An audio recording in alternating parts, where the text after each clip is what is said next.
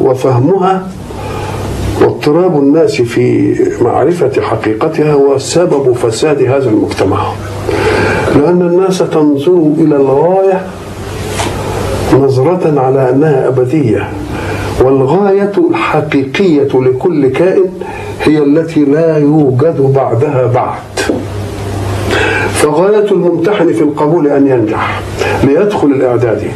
دخول الإعدادي ليس غاية، وإنما سيصبح وسيلة لغاية أخرى. سلسل الغاية إلى أن تصير إلى أن يتخرج ويصير دكتور.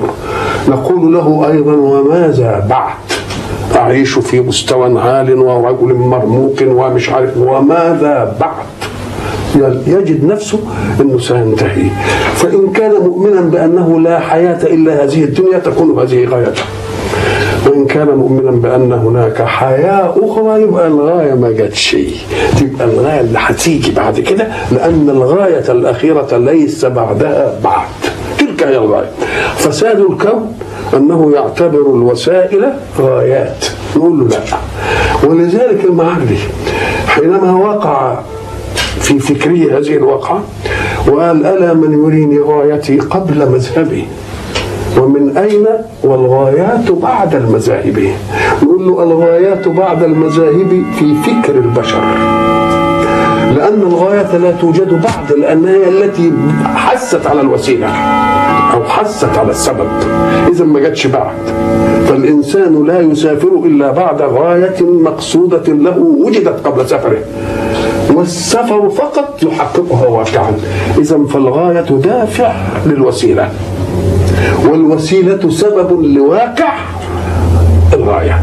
يبقوا الاثنين ويا بعض. احنا المؤمنين لما أرادوا أن يستقبلوا الحياة من خالقها وواهبها نسلسل المسائل كلها فوجدناها تصل بكل مراداتها إلى الله.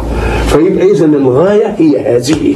ولذلك النعيم في الآخرة لا يفوتني ولا أفوته، وغايات الدنيا إما أن تفوتني وإما أن أفوتها، تبقى مش غاية.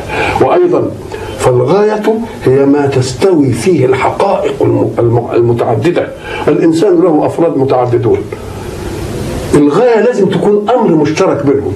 فليست الغاية الصحة لأن فيه مريض، وليست الغاية الغنى لأن فيه فقير، وليست الغاية العلم لأن فيه جاهل. إذا ما تبقاش غاية. ما دام اختلف الأفراد في شيء لا تكون غاية للجنس، وإنما غاية الجنس هي التي لا يمكن أن يشذ عنها فرد، ولا نجد ذلك إلا في الموت واستقبال الآخرة. تلك هي الغاية. هذه الطموحات بقى مش من شغل البشر بقى، إنما من شغل واهب الحياة للبشر، لأن الذي يحدد غاية كل صنعة صانعها. لم يصنع الصانع التلفزيون وبعدين قال شوفوه يصلح لإيه، لا، هو قبل أن يصنعه وضع غاية له لتؤديه متى بالتحديد، وبعد ذلك وضع قانونا لصيانته. احنا عملنا الله بغير هذا. هو خلق ونحن نريد أن نضع غاية، هو خلق ونحن نريد أن نضع قانون صيانة. يقول فساد العالم كله في أن تأخذوا الغايات من صانع الصنعة وأن تأخذوا قانون الصيانة من واهب الصنعة.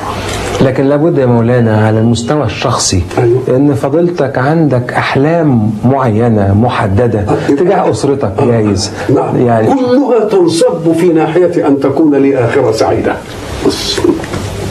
ولا اشقى بمن انجب ولا اشقي من انجب، كلها تنصب الى هذه الغايه.